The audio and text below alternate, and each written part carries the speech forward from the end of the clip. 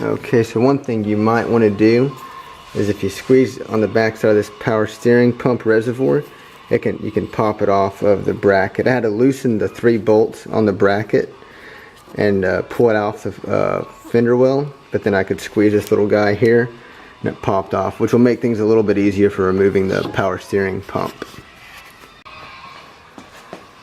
I thought I was so clever taking the reservoir out with the power steering pump, but I think I lost just as much power steering fluid as if I just taken the hoses off. Probably like I should have, but there you have it. Okay, one of the big problems I had the first time, and it was difficult this time too, was loosening the crank pulley. What I ended up finding to be the trick is put a strap wrench around the harmonic balancer or the crank pulley, and that the strap wrench will end up hitting up against the alternator, and you can get to the nut right there for the crank, and you have to use a big 1/2-inch breaker bar to break this loose, and I will show you how to take it off in a second. Okay, so we got that bolt out holding the harmonic balancer in, and you got these 2 looks like bolt holes. You'd think a harmonic balancer puller would go here. You'd thread it in there, but that's not the case. You can just grab it and just shake it, and there we go.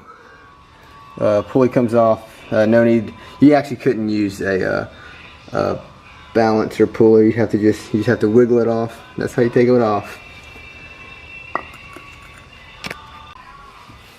Alright, so we got the water pump off. I am impressed that they didn't use any sealant. The gasket, where's the gasket at? I don't know where it's at. The gasket was made out of like a metal, and I was going to take a set of bolts and cut the heads off to put them in here. That way I could line up the gasket perfectly and then line up the water pump. But they have some dowels here, so it looks like doing the water pump on this shouldn't be too much of an issue. I'm about to go and get that started here in a second. Alright, so I totally lied to you guys. I said I was about to install this water pump, and I made it seem like it wouldn't take long. Unfortunately, there's this like cam cover or back cover, like timing cover, I don't know. Anyways, it was right in the way of the water pump, so I kept trying to get it out of the way. And what I ended up having to do is take the valve cover off, the cam sprocket off, and then finagle it out of the way. I might have been able to do it. I might have been able to bypass all that pain, but I wanted to put sealant on it because one of the sets of instructions for the water pump said to use sealant, and I've always used sealant before, so I didn't want to smear it all putting it on there. I wanted to get a straight shot. But yeah, it was a huge pain. So water pump is on, and we'll start putting the rest of it back together. Alright guys, I'm back. It's day 2 of the timing chain water pump tensioner pulley day. Yesterday I got the water pump on, and it ended up being a big pain because, I'll show you, because this guy was in the way. So I had to, since I had to use sealant because that's what the instructions said for the water pump, I had to take off the valve cover, to take off the sprocket, so I could move this little cover up and over enough so I could get the water pump to go on without smearing sealant everywhere. The setback I'm dealing with now is I was so tired yesterday I wasn't thinking, and I put the valve cover on before I put the sprocket on. So I get to take the valve cover off, scrape the sealant off, and put the cam gear back on, and then do all this again. So I'll get started with that. Okay, good news. I got the sprocket on, the cam sprocket on. I'm where I should have been last night, but at least I'm here now, and at least I don't charge myself by the hour or I'd be broke. And we will now put the valve cover on. I've been putting coolant in. The water pump is not leaking, so that is really good. And we will keep going with this timing belt install. Alright, let's get it going. Okay, so here we are. We finally got the sprocket for the camshaft torqued down to spec. I had to have the valve cover off because there's a piece on the camshaft that you can hold with a wrench and then torque this down. So that's torqued down to 75 pound-feet. I got the valve cover on. I've been filling the coolant system up with coolant. There's been no leaks out of the water pump, so I think hopefully the RTV session is done for this episode. No more RTV, hopefully. And I want to go ahead and start with the timing belt routing, and I have a tip for that, and then when I get to it I will show you guys. I just think it's neat that these bolts still have anti-seize on them from 3 or 4 years ago, whenever I changed them last time. This is a tensioner bolt. Okay, so I lied earlier. I thought we were ready to start routing the timing belt, but I had to put, luckily I remembered, I bolted down the backing plate, put the idler pulley, tensioner pulley, and the tensioner all bolted down, and torqued the spec. And now I will start doing the timing belt. Okay, this is where the tip comes in. You might not be able to tell, but there's you can't tell, but there's a timing mark right here where my thumb is. And it's supposed to line up with right there where my thumb is. When you route the belt and pull the tension out, it's going to move the sprocket a little bit counterclockwise. So what I'm going to have to do is take the belt off and then turn the sprocket clockwise until I have a little mark right here, lines up with that yellow mark, and then whenever I pull the tension out, it should get lined up perfectly, and then I'll pull the tensioner, the little pull pin on the tensioner, turn the engine over 2 times and make sure that everything lines up again, and that'll be it. Alright, I get to start putting all this stuff back in. It reminds me of the movie Short Circuit, whenever Johnny Five took old dude's Firebird apart. Lots of stuff. Alright, so I finally got the belt all lined up. I actually found out that if you take the tensioner out, you get a little more slop on the belt, and that way you can really get it dialed in. But I thought I had it good enough. I pulled the tension on it, or I created tension on it, and then it had moved. So I had to redo everything. It is a lot easier with the tensioner just completely out. And then install the tensioner, pull the pin, and then double check. But there we go. Alright guys, so I got the timing belt, water pump, and tensioner installed on the Hyundai. It is finally running. This job was a lot more brutal than I expected it to be. I'm going to explain a few of the things that held me up. With this demonstration, instead of on the vehicle, it's hard to hold the camera and show you guys what was going on. And the engine bay was covered in dirt and grease, so I don't know how much it'll make sense in that format. So first we'll start with the water pump.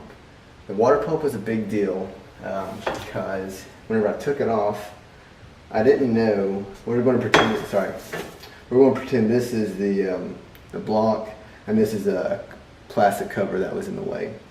Whenever I took the water pump off, I didn't realize it was slightly underneath that cover, so I unbolted it and came right out, no problem. Whenever I was getting ready to install it, I did a couple of test fitments, and I realized that cover was in the way. I tried to move it out of the way, I tried to peel it back, but there's a cam sprocket in the way, so I couldn't move the cover how I wanted to. So what I ended up having to do was take the valve cover off, and then hold one of the cams in place with a big wrench, and take a breaker bar and break loose the cam sprocket bolt, take the cam sprocket out, and then I could move this plastic cover and get the water pump situated. I don't know if I had to do all that work. This is the original gasket, and it's just like a metal gasket. The Chilton's manual did not call to put any sealant on this gasket, and there's no sealant on this gasket that I took off. However, the instructions that came with the water pump, the new water pump, said use sealant on both sides. I didn't know if maybe it was a material gasket they gave me, or if these are just generic instructions. Always use sealant. I don't know. I've always used sealant on water pumps and thermostats when I've installed them, so that's what I was getting ready to do anyways. The problem with putting sealant on and then scraping the sealant around the engine trying to get it installed was I was afraid it would I'd scrape too much sealant off, it wouldn't make a good seal, and then I'd have a leaking water pump, which would mean I'd have to do the entire job over again. So if you guys are going to do a water pump on a Hyundai, I would maybe call the Hyundai dealership and ask those guys if they use sealant. Ask them if you could buy I think this is a Daco kit. Actually, it is a Daco kit. If they use those gaskets, or if it has to be OE gaskets. But yeah, I would look into that before you start the job. That way, you know what you have to do. If you're going to have to take off the cam sprockets and do everything I did, or if you can just use the gasket. Okay, let me. I'm doing a video real quick. Okay, so you just want to make sure. Sorry about that. So you just want to make sure that you know what you're getting into. You know how much work you're going to have to do. It's already a tough enough job without discovering you have to do more work. The next thing I wanted to go over was routing the timing belt. I was showing you guys, it's obvious, and the Chilton's manual does a good job explaining it, but you put the belt around the crankshaft, past the idler pulley up to the first cam, then to the water pump, and then the second cam. Where it gets difficult is there might be a little bit of slack between the water pump and the first cam. So you might have to clock the cam sprocket a little bit clockwise, so whenever you pull the tension out, it snaps into place. I did that. I installed the tensioner.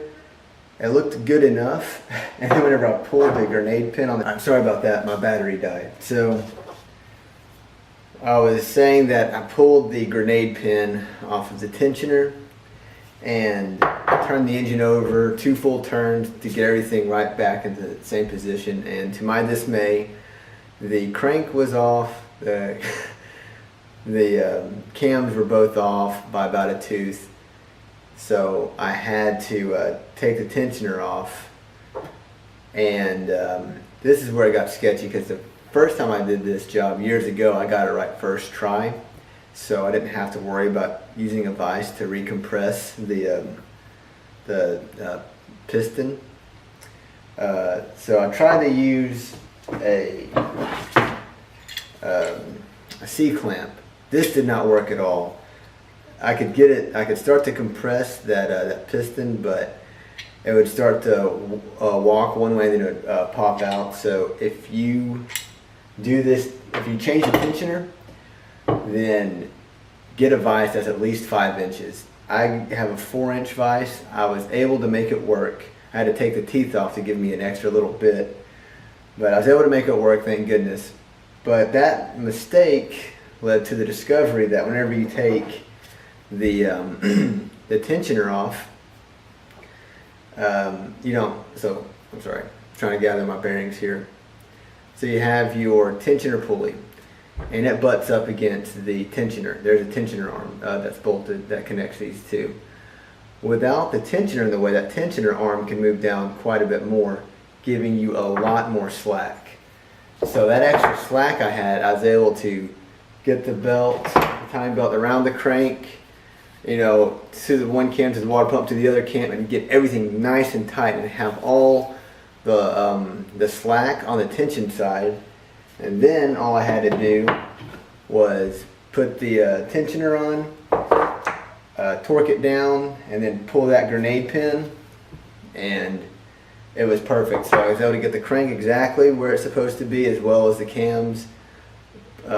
Pulled that pin out, release the tension, or to give it tension, and turn the engine over twice, and it was perfect. So that was a good discovery. I wish I'd known about that the first time, and it was sketchy that I was even trying to do this, thinking that I didn't have the right vise. Luckily I was able to make it work with the vise I have, but that's the other thing.